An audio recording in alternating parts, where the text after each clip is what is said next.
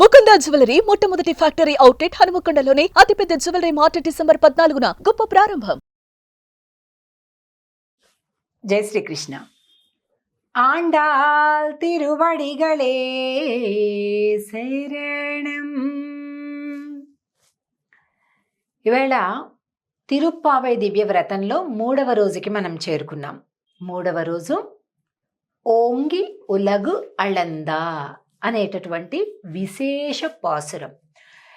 విశేషము అంటే మామూలుగా 30 పాసురాలు ఉన్నప్పటికీ కూడా ఒక్కొక్క రోజు కొన్ని పాసురాలు విశేష పాసురాలు అని మనం చెప్పుకున్నాం. అలా ఈ 3వ రోజు విశేష పాసురం. ఈ పాసురంలో ఆండాళ్ తల్లి సమృద్ధి అంటే ఎలా ఉంటుందో మనకి చూపిస్తుంది.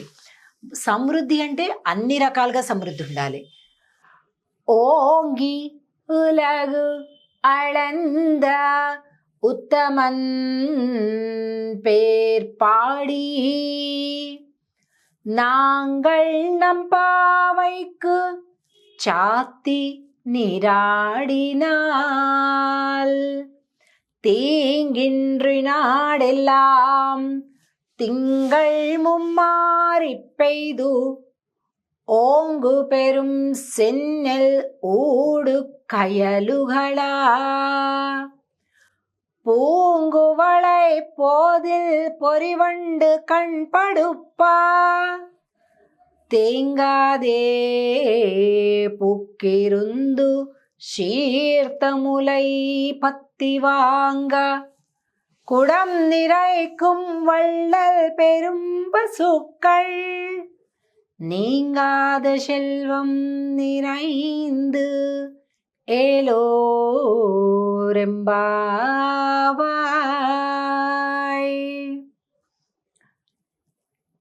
సమృద్ధి అనేది సాధారణంగా అందరం ఏమనుకుంటాం, ఓ బ్యాంకులో ఇంత బ్యాలెన్స్ ఉంటేనో లేకపోతే ఇంకోటో ఏదో అది సమృద్ధి అనుకుంటాం.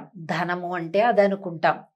కానీ ఆండాళ్ తల్లి ఈ పాశంలో ఏం చెప్తుందో తెలుసా? నెలకి 3 వర్షాలు ఆగి ఆగి 10 రోజులకు ఒక వర్షం, 10 రోజులకు ఒక వర్షం, 10 రోజులకు ఒక వర్షం. అలా అయితే ఏమిటవుతుందట? హే భగవన్, వామన అవతారంలో నువ్వు ఎలాగైతే చిన్న వటువుగా వచ్చి పెద్ద త్రివిక్రముడుగా ఎదిగిపోయావో, క్షణాలలో బలిచక్రవర్తి యొక్క దానజలం పడుతూ నేను ఎలాగ పెరిగిపోయావో అలాగా మా వరిచేలన్నీ కూడా అలా పెరగాలి అంటుంది. ఓంగి ఉలగు అళంద, పెరిగి లోకములను కొలచిన ఉత్తముని యొక్క పేరు పాడండి. నాంకళ్ళం పావైకు చాత్తి నీరాడినాల్. వ్రతము అనేటటువంటి ఒక మిష పెట్టి మేమందరం కూడా స్వామిని చేరటానికి వెళ్తున్నాం.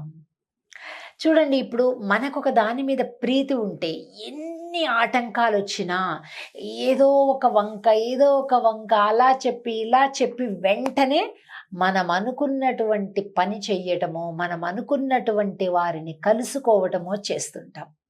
ఏదో ఒక సందేశాన్ని పంపిస్తూ ఉంటాం. ఇవన్నీ కూడా మనకు బాగా తెలిసిన విషయాలే కదా.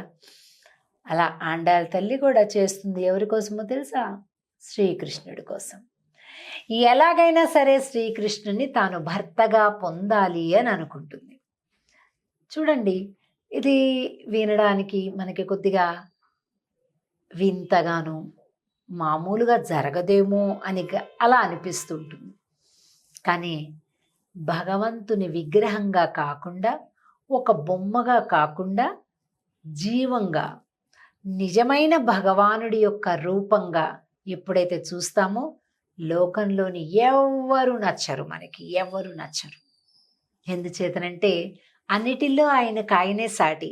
అంతకంటే సమర్థుడు లేడు, అంతకంటే దయాళువు లేడు, అంతకంటే అందగాడు లేడు, అంతకంటే చమత్కారి లేడు, అంతకంటే దయాళువు మరొకడు లేడు.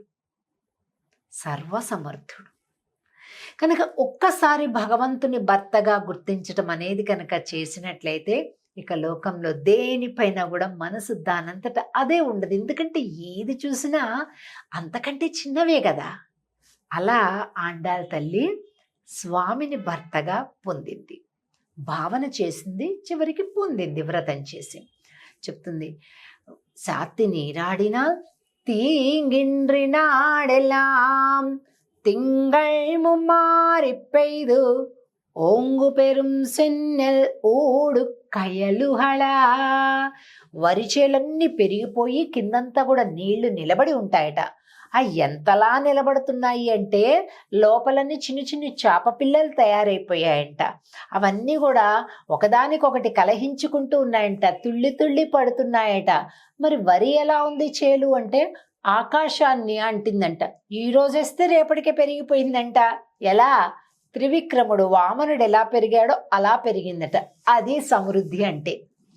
ఊరికే బ్యాంకులో బ్యాలెన్స్ ఉండడాలు, లేకపోతే పెద్ద కారు కొనుక్కోవడాలు, అది కాదండి సమృద్ధి అంటే. ఇది సమృద్ధి అంటే దేశం సస్యశ్యామలంగా ఉండడం, సుభిక్షంగా ఉండడం అంటే ఇలా ఉండాలి. నేల ఇలా ఉండాలి, పంట అలా ఉండాలి. అంతేనా?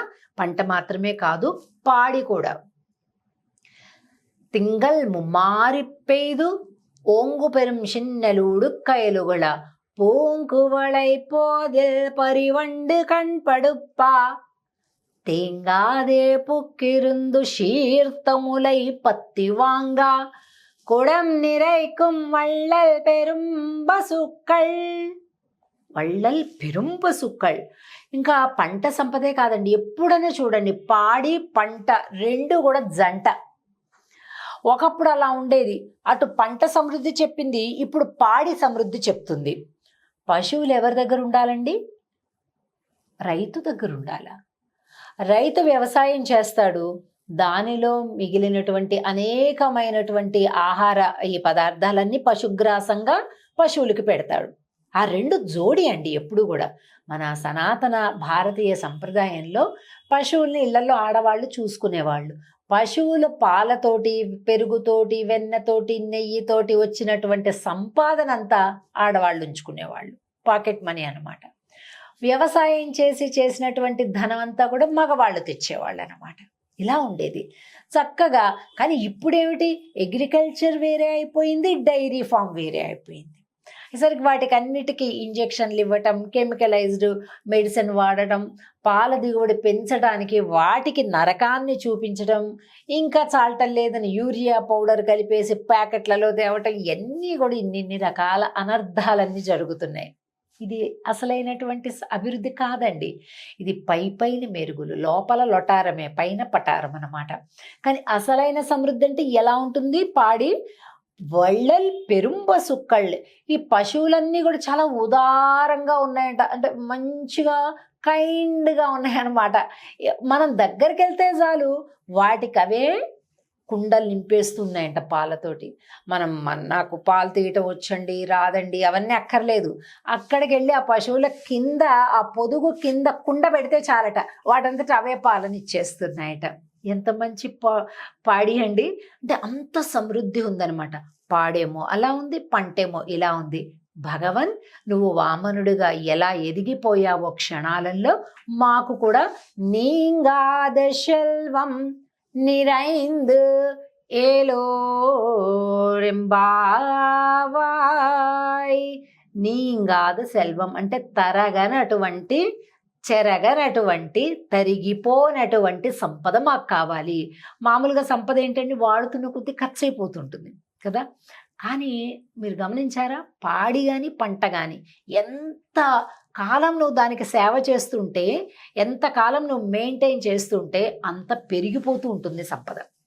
ఈ సంవత్సరం ఒక ఆవుతో మొదలు పెడితే ఏముంది, కళ్ళు మూసి కళ్ళు తెరిచి 5-6 ఏళ్ళు అయ్యేసరికి అక్కడ ఒక 20 ఆవులు తయారైపోతాయి. పెరుగుతూ ఉంటుందన్నమాట. కనుక అటువంటి సంపద ఇవ్వు అని ఆండాళ్ తల్లి ఈ 3వ పాశురంలో ప్రార్థిస్తుంది.